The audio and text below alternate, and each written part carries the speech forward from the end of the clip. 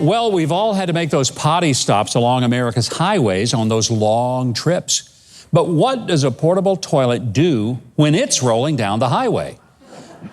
Well, out in Albuquerque, a strong wind got a hold of a porta potty and sent it rolling down historic Route 66.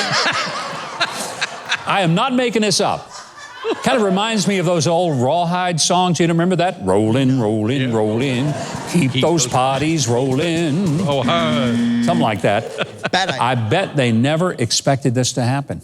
By the way, several people captured the unique trip on their phones, and a few even setting the rolling toilet to the tune Dust in the Wind by Kansas.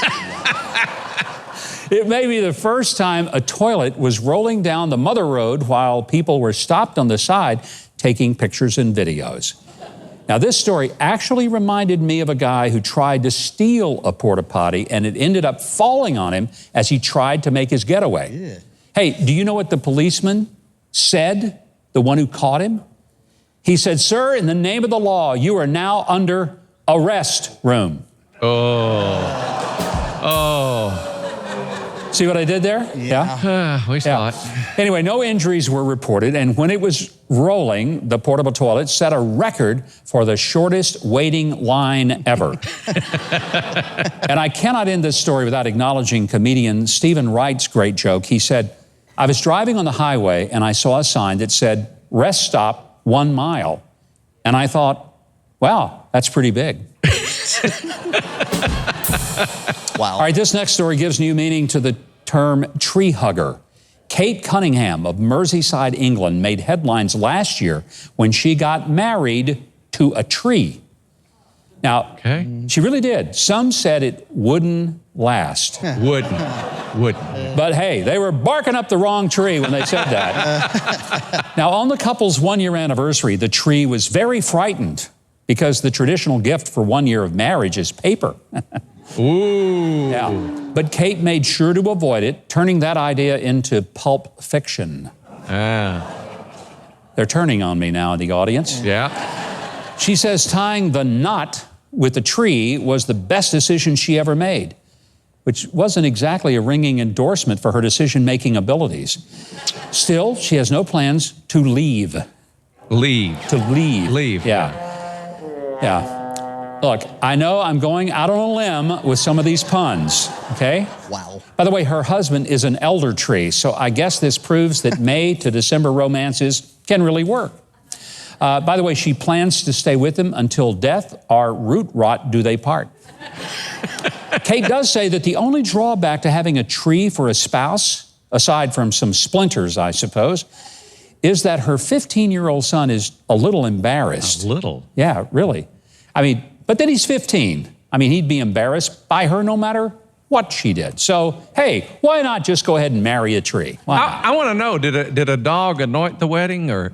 Oh. I just wondered that. I'm sure, no doubt about it. Well, a loving grandmother decided to show her 2-year-old grandson how to make and bake cookies. The result? I want you to take a look. Okay, hold it over. Right. Wait, Kate. All right, this video was shot by Cade's mom, Christy, as she was hoping to capture a memory, which I would say she certainly did. I mean, who can pass on eating a stick of butter, right? Millions of viewers on social media have fallen in love with the Cooking with Cade and Nana video as he tests all the ingredients as well as testing Nana's patience. Although Nana is actually very quick in her attempt to block Cade, but it's hard for a veteran like her to overcome the youthful enthusiasm of a 2-year-old, even for raw eggs. Yeah.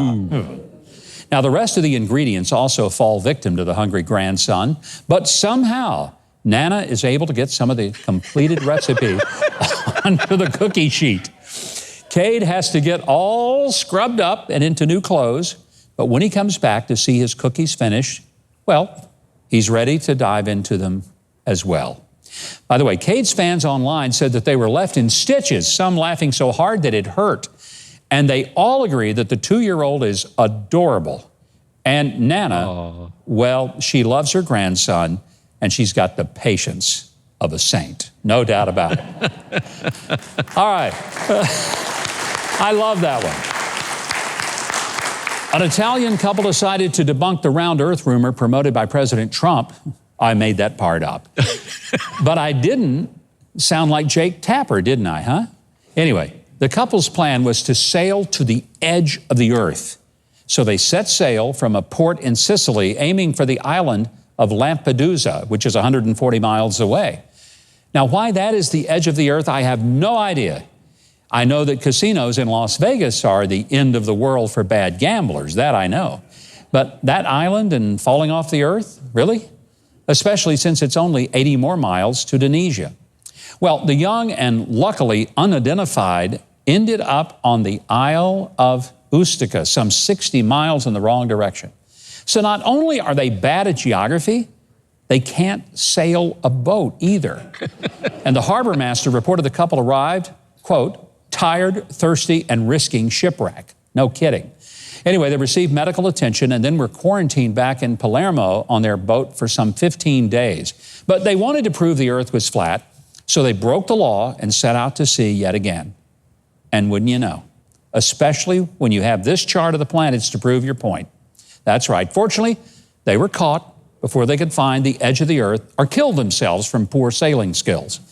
This time, wise Italian officials quarantined them in their home on the land, far from the sea and any boats. And guess what? It worked. And as they wait to find out another way to prove the earth is flat, President Trump continues to insist that the world will continue to go round, much to liberals' dismay. All right. Here is a cool story. And no, I really mean it. This is really cool. Joseph Koberl of Austria broke his own record recently by spending 2 hours, 30 minutes, and 57 seconds inside a custom-made glass box sitting in ice cubes up to his neck with nothing but swim trunks on. I'm so glad he at least had the swim trunks on. But being that he did this by himself, I'd have to note that he was totally isolated. Oh. Yeah. See what I did there? Yeah, Huh? I saw it. Anyway, he told reporters in the town of Melk that he draws on positive emotions to dampen the pain so that he can endure the cold. Now, I heard a rumor that this year he was just going to use a bucket of ice, but then he got cold feet. Wow. By the way, it took 440 pounds of ice to fill the glass box, and Koberl beat his old record by a full 30 minutes. Hey, you know, Governor, did I ever tell you that I almost got a job at an ice skating rink? You told me a lot of stuff. You hadn't told me that. Yeah. How'd that go? Well, they turned me down because of a hiring freeze. Oh. So, you know. Yeah. Well, Governor, Yeah. happened in Cookeville. Do you know why two total strangers decided to meet for the first time in a frozen pond? No, have no idea. Well, they figured it was the best way to break the ice. I knew you were going to do that. Yeah. You know, I had the best ice joke to top you both. Now let's hear it. Well, problem is, it seemed to have slipped my mind. Yeah. All right, get back to our record setter here. Joseph Koberl said he plans to beat his own record one more time. Next year, he's going to do it in Los Angeles. Well, we certainly will all be sending him our warmest wishes. Absolutely. Yeah, I'm afraid he may discover that by next summer in Los Angeles, between the blackouts knocking out the air conditioning and all the wildfires, everybody's going to be trying to break his record. And by the way, do you know how the hipster drowned? No. I'll tell you, he ice skated before it was cool. Oh. I don't think anybody got that one. Did you get that trick? No, he didn't. Don't worry about it. He doesn't even get the good ones. He certainly doesn't get that one. All right, before we wrap things up, how many of you love your dogs? Oh, Absolutely. yeah. Absolutely. I know I do. Well, there's a woman named Yoko from Japan, not Yoko Ono, but another Yoko, and she loves her 4 dogs as well. But when she tries to take a group photo of them, her dog Hina always seems to photobomb it. Sometimes it's subtle, like sticking out his tongue. Yeah. Other times it's more leader of the pack post. And sometimes Hina can be a bit of a diva. Yeah. Oh, yeah. And sometimes Hina can act like the star. Yep. But certainly we wish Yoko and her dog quartet very well. And we hope that she can get Hina to just calm down and pose normally for her pictures. Well, just like the dog at the back of a dog sled pack, we're ready for a change of scenery. So we're out of here. But always remember that we read the news. So we don't have to. Wait, don't click that button. Well, unless it was the subscribe button, and then carry on. And while you're down there, hit that little notification bell too. Oh, and if you leave a like and a comment, I will personally give my dog Toby a treat.